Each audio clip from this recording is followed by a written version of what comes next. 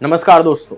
साल 2014 में 44 सीटों पर और 2019 में 52 सीटों पर सिमटने वाली कांग्रेस का लोकसभा 2024 में 99 सीटें जीतना और इंडिया गठबंधन का 2034 के आंकड़ों तक पहुंचना विपक्ष के लिए एक बड़ी सफलता बताई जा रही है। हालांकि ये आंकड़ा भाजपा की कुल सीटों से कम है, लेकिन इस बात में दोहराए नहीं कि कांग्रेस का वोट शेयर इस चुनाव के दौरान तकरीबन 2% बढ़ा है और इस सबके पीछे कांग्रेस नेता राहुल गांधी का बड़ा हाथ है।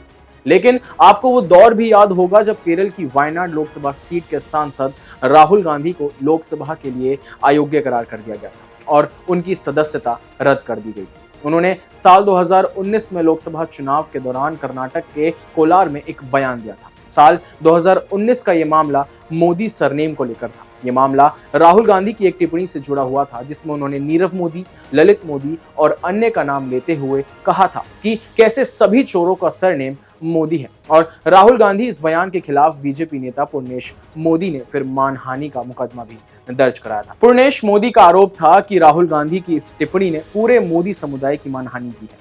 इस मामले की सुनवाई सूरत की अदालत में हुई थी और राहुल गांधी के खिलाफ भारतीय दंड संहिता की धारा 499 और 500 के तहत केस दर्ज किया गया था। हालांकि मोदी सरनेम केस में सूरत की निचली अदालत ने तो राहुल गांधी को दोषी करार देते हुए सजा सुना दी थी, लेकिन सुप्रीम कोर्ट ने राहुल गांधी को दोषी ठहराए जाने के साथ ही सुनाई गई सजा पर भी रोक लगा दिया था, जिस पर सुप्रीम कोर्ट ने कहा था कि जब तक राहुल गांधी की याचिका पर सुनवाई पूरी नहीं हो जाती है तब तक दोष सिद्धि पर रोक रहेगी। साथ ही सुप्रीम कोर्ट ने राहुल गांधी को अधिकतम सजा सुनाए जाने पर भी सवाल उठाए थे। तब से लेकर अब तक का सफर हमें यह सिखाता है कि प्रजातंत्र में कैसे चीजें बदलती हैं। जहां एक वक्त में राहुल गांधी की सदस्यता तक रद्द कर दी गई थी और उसके बाद अब इस बार के चुनाव में एक नहीं बल्कि 2 सीटों से भारी मतों से जीत जाना अपने आप में ही एक स्टेटमेंट है, जो ना सिर्फ ये दिखाती है कि कैसे एक नेता जिसकी सदस्यता तक रद्द कर दी गई थी, कैसे उन्होंने भारत के कोने कोने तक यात्राएं की। पहले भारत जोड़ो यात्रा की, फिर उसके बाद भारत जोड़ो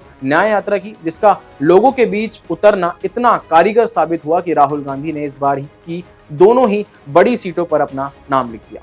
यूपी की सबसे चर्चित लोकसभा सीटों में से एक रायबरेली में कांग्रेस नेता राहुल गांधी ने काफी बड़े अंतर से जीत दर्ज की। साथ ही अपनी परंपरागत सीट वायनाड से भी भारी मतों से जीत हासिल की।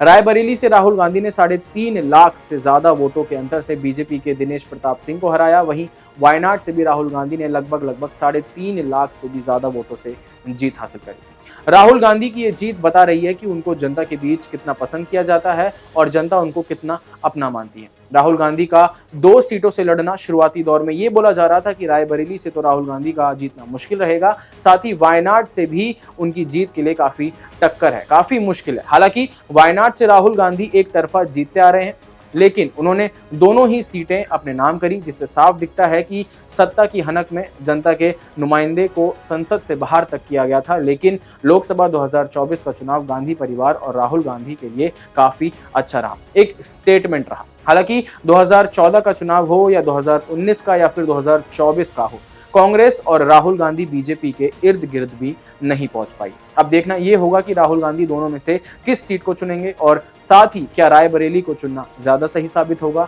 या फिर वायनाड में उपचुनाव कराए जाएंगे या नहीं। ये तो खैर वक्त ही बताएगा। अभी के लिए मुझे दीजिए इजाजत। खबरों से जुड़े रहने के लिए देखते रहिए क्लिक इंडिया। धन्यवाद।